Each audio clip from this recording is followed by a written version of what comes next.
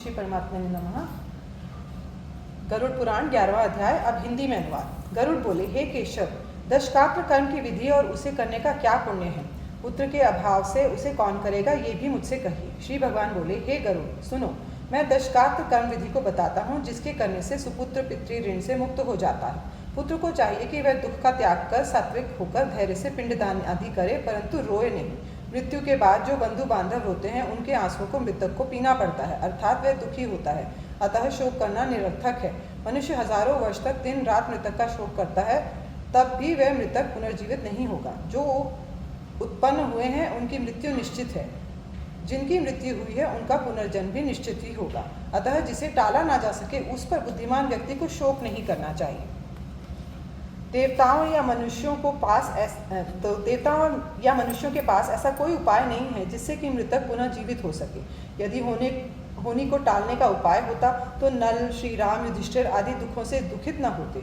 इस संसार में कोई भी किसी के साथ सदैव नहीं रहेगा। अपना ही शरीर स्वप्न के समान क्षणिक है, तो किसी दूसरे का क्या कहना। जैसे कोई रास्ते में चलने वाला पथिक वृक्ष की छाया में कुछ समय विश्राम कर पुनः चला जाता है, वैसे ही इस संसार में प्राणियों के समागम है।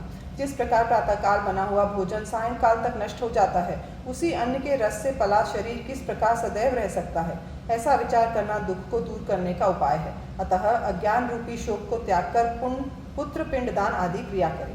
पुत्र के अभाव में वधू पत्नी करे, और पत्नी के भी न होने पर उसका सहोदर करे। भाई के अभाव में सपिंडी क्रिया करे, शिष्य पुरोहित अथवा सगोत्री करे। हे गरुड़, जिसका पुत्र न हो उसकी दशगात्र आदि क्रिया उसका बड़े या छोटे भाई या उनके पुत्र या पौत्र करें। पुत्र के अभाव में असगोत्री या सगोत्री पुरुष या स्त्री जो भी प्रेत को प्रथम दिन की क्रिया करेगा, वही उस 10 दिनों तक के कृत्यों को संपन्न करेगा। कई भाइयों के यदि एक भी भाई संतानवान हैं, तो उस संतान से सभी भाई संतान वाले माने जाएंगे, ऐसा मनु ने कहा है। हे पक्षिन, मृत व्यक्ति का पुत्र, पौत्र, प्रपौत्र, भाई अथवा भाई की संतान अथवा सपिंड की संतान इत्यादि और्ध्वदेही क्रिया करने के अधिकारी होते हैं। सभी पुत्रहीन हो तो मित्र पिंडदान करे, यदि मित्र भी न हो तो पुरोहित पिंडदान करे, परंतु क्रिया छूटनी नहीं चाहिए। कोई स्त्री या पुरुष यदि मित्र की क्रिया करे तो वह अनाथ प्रेत के संसार से करोड़ों यज्ञों का फल प्राप्त करता है। हे गरुड़, पुत्र पिता का दशगात्र आदि क्रिया करे, परंतु ज्येष्ठ पुत्र की मृत्यु होने पर पिता अति स्नेह से भी उसकी क्रिया न करे।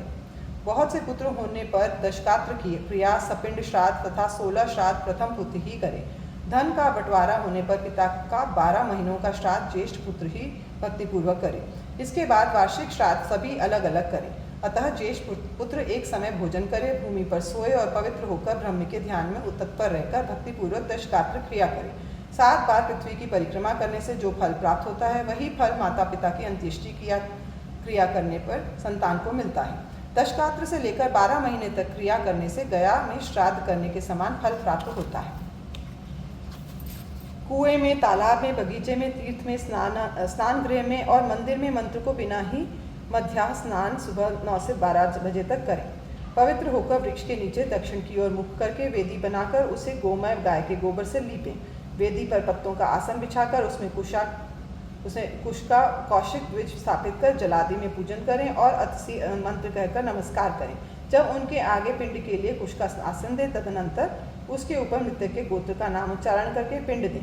पुत्र पके हुए चावल या जौ के आटे का पिंड दें और उस शीर के मूल, कनेर, चंदन और मोगरा भृंगराज के फूल अर्पित करें। धूप, दीप, नैवेद्य, पान, सुपारी, दक्षिणा आदि भी रखें। कौवे के निमित्त अन्न, दूध और जल से भरा हुआ पात्र व एक बर्तन में अरंडी का तेल लेकर कहें, अमुक नाम वाले प्रेत को मेरे द्वारा किया गया ये श्राद्ध भोग प्राप्त हो। अन्न, वस्त्र, जल, द्रव्य और अन्य से जो भी वस्तुएं मृतक के निमित्त प्रेत शब्द से दी जाती हैं, उससे मृतक को अक्षय फल की प्राप्ति होती है। अतः प्रथम दिन से सपिंडी विधान के पहले तक मृत स्त्री या पुरुष को प्रेत कहकर पिंड दें। प्रथम दिन जो पिंड विधि पूर्वक दिया जाए, उसी विधि से 9 दिनों तक 9 पिंड दें। 9वें दिन सभी सगोत्रियों को मृतक के लिए स्वर्ग की कामना से तेल मालिश करनी चाहिए। अन्य लोग स्नान करके दूर्वा, दूब और खीलों को हाथ में लेकर स्त्रियों को आगे करके मृतक के घर जाएं। वहां जाकर ऐसे कहें, दूर्वा के समान तेरे कुल की वृद्धि हो और खीलों के समान कुल विकसित हो। ऐसा कहकर उसके घर में खील तथा दूर्वा को बिखेर दें। हे गरुड़, 10वें दिन मांस के पिंड न देकर उड़द का पिंड दें, क्योंकि कलयुग में मांस से पितरों का श्राद्ध नहीं होता है। 10वें दिन सब बंधु रिबाधुओं का मुंडन करवाएं। क्रिया करने वाला पुत्र भी पुनः मुंडन करवाए। 10 दिन तक पुरोहित को स्वादिष्ट भोजन कराएं और हाथ जोड़कर हरि का ध्यान करते हुए प्रेत की मुक्ति के लिए पुरोहित से हरि कृपा हेतु स्तुति करने का आग्रह करें। अतसी पुष्प के समान शोभा वाले पीताम्बरधारी पीला वस्त्र गोविंद को जो नमस्कार करते हैं उनको भय नहीं होता है। जो आदि अंत से रहित है, शंख चक्र और गदा को धारण किए हुए हैं, कभी नष्ट नहीं होने वाले हैं, कमल अर्थात नाद काल शक्ति व सौंदर्य के समान नेत्र वाले भगवान विष्णु प्रेतात्मा को मोक्ष देने वाले हों। इस प्रार्थना मंत्र को श्राद्ध के अंत में प्रतिदिन पढ़ें। उसके बाद स्नान कर गोग्रास दें और स्वयं भी भोजन करें। अनादिनिधनो देवः शंख चक्र गदाधर अक्षय्यः पुंडरीकाक्ष प्रेत मोक्ष प्रदो भव। गरुड़ पुराण सारोद्धार हिंदी टीका का 11वां अध्याय समाप्त हुआ।